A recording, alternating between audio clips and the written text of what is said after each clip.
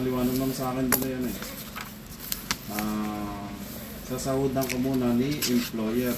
Tapos yung ibibigay... Pero kahit magsahod naman, kung talking doon, pwede naman sila magdeposito kasi alam nila yun ba yung salary mo na ATM?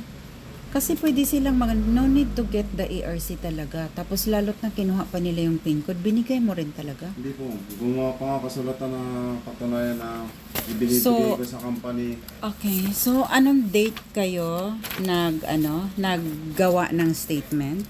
Last week lang, ma'am. Bebes, ma'am, yun ako Friday. Yung maulan, ma'am. Okay.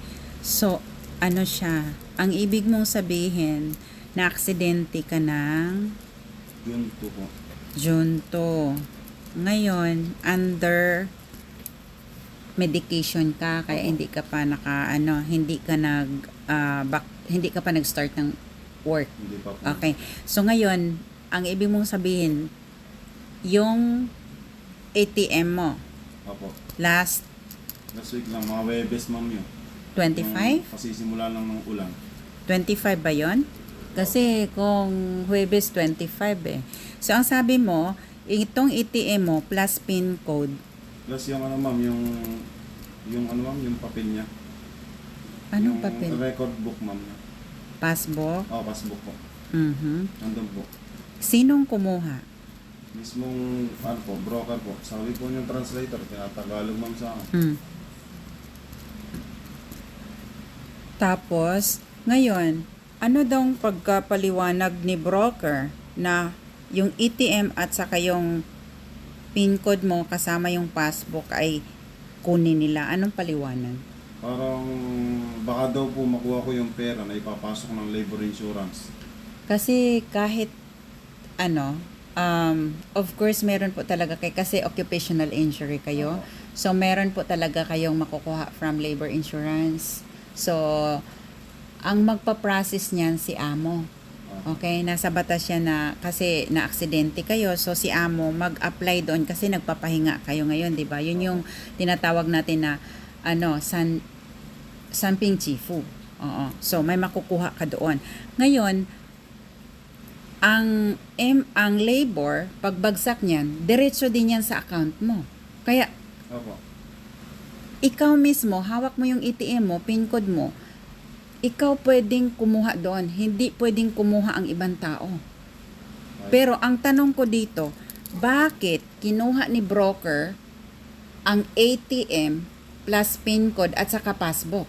Kasi according sa batas ng Taiwan, this is belong for your identification card na no one can use it and you don't allowed to give others about yung especially sa PIN code mo. Kasi hindi ka natatakot baka gagamitin niya kung anong purpose. Ang sabi po niya, kahit tumawag pa daw po sa 1995. Okay, ngayon, isa tong i-complain mo ha. I-complain mo na bakit ang broker nag-request sa akin na kunin nila yung ATM kasamang PIN code at saka passbook ko.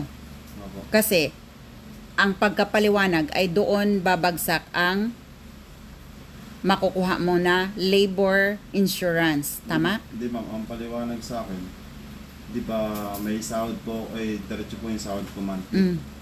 Parang iimbuna muna ni amo, ni employer po. Bibigay sa akin ang cash at pag dumating na po yung sa labor insurance, doon po sila pong questionable talaga.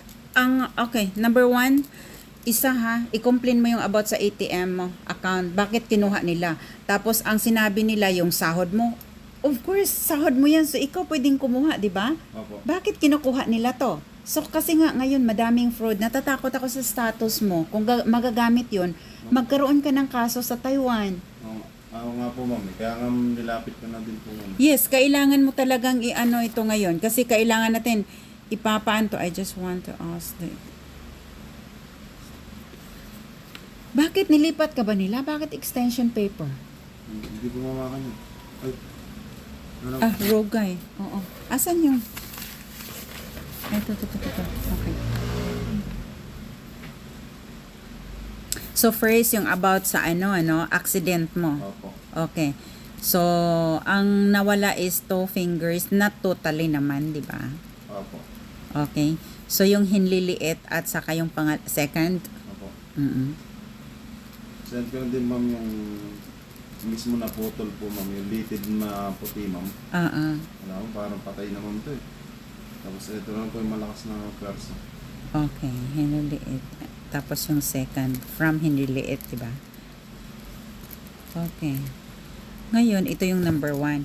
So, about naman dito, paliwanag ko muna sa iyo ha. Yung about sa pagka-aksidente nyo, so, kahit pabalikin ka na nila na hindi pa kaya sa kamay mo, so, pwede kang bumalik sa doktor. Tapos sabihin mo sa doktor na kailangan mo pang magpahinga. Okay? So, actually naman, kung halimbawa talagang fit to work ka na, pwede ka nang magbalik sa trabaho. Kung fit to work ka na. Okay? Pero kailangan meron siyang certificate. Okay? Na pwede ka honored from the doctor na pwede ka nang bumalik doon. Maari yung mga magagaan lang at madaling trabaho ang papagawa sa iyo kasi baka hindi mo pa kayang magbuhat ng mabigat. You allowed din kayong bumalik doon kung fit to work ka na. Okay? Pangalawa, yung yung pangalawa natin is about sa ATM mo. Okay? Hindi pwede. Nasa batas po talaga yan. Hindi pwedeng ibigay kahit kanino. Kasi ikaw din, kung talagang magamit yan sa mga fraud case. Opo. So, Yun nga po, ikaw yung mga ang... talagang nangyayaring bentahan ng ATM. Yes, kasi dito ngayon, rampant ang mga cases na yan. So ngayon, kung halimbawa magamit yon, kung sinong nabiktima, ikaw yung papadalhan. Ikaw yung huhuli. Ikaw yung... Marami pong kaso sa amin ganun. Yes. Kaya nga, nung nabanggit mo, nabigla ako na bakit binigay mo. Kung meron ka mang makukuha sa labor, marami akong, di ba may cases din sinabi ko sa'yo, may occupational din akong nandito, putol tong dalawa. Yung ATM niya, hindi naman kinuha ng amo. Hindi naman kinuha ni broker. Nakakuha siya ng labor. Nakatanggap kami ng letter. Okay, yung nakukuha mo, andito na. So, i-check mo sa bangko mo. So, siya pa rin. Kahit kami dito, hindi kami pwedeng humawak. Personal nyo yun. Kaya nagtaka ako. At isa pa dito, protect yourself.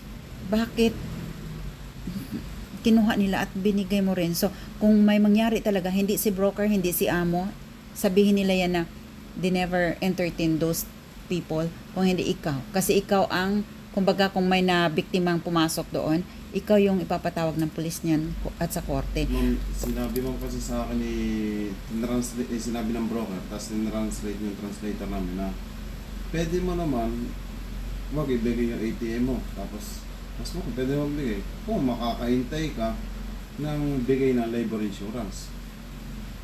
Normally, kahit sabihin nila na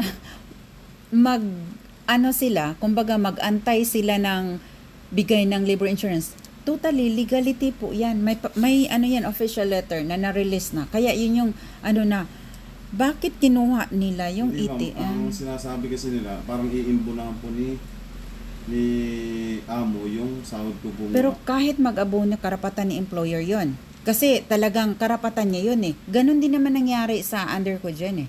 Si employer, magbibigay ganon talaga kung kayo nasa batas yan. Kung occupational injury kayo, tuloy ang sahod. Okay? Parang hindi nga po, parang inaasa po sa labor insurance na makukuha ko po. No. Kahit mali din po yung kinuha nila. Gulang nga po yung amo namin. Oo, may fault sila dito sa kinuha nila yung ATM mo. Ito, specify mo ha, kasi ito yun. Ma'am, isa pa ma'am, simula yung na-accident ako, sabi po ni amo, sabi do sa supervisor namin, araw-araw, libre yung pintang mo. Kasi simula, wala po, hindi po kami libre pagkain. Okay, kasi yan, ngayon na occupational kayo, sagot po talaga ng employer yan. Wala nga po, isang pintang dumating po, tapos 4 na mansanas, isang bayabas, 2 fresh milk. Yun lang po ma'am, wala na dumating na iba. So mula nung June 2 yan, until Opo. present? Opo, wala na po, yun lang po natanggap po. Dala po ng supervisor ko yung So, ang milk tea, tapos sama ko po sa wala silang binigay na kahit cash na ipabili sa'yo, ganyan. Tapos nagbayad ka ba sa dorm ngayon? Opo, kompleto po yung payslip ko. 3,000 po yung every month po. Mali to. Marami nga Meron po silang mga- ano. Eh, sabi po ng mga matatagal na doon, marami na daw po mga nagreklamo. 还是6月1号到6月30 Eh, hindi daw. 对对 Marami 对 na 对 daw po 对， mga 如果我要问的哈， Mm-mm. Eh, parang hindi daw po nanalo. Okay, kasi ngayon, ito yung ano mo, kumbaga,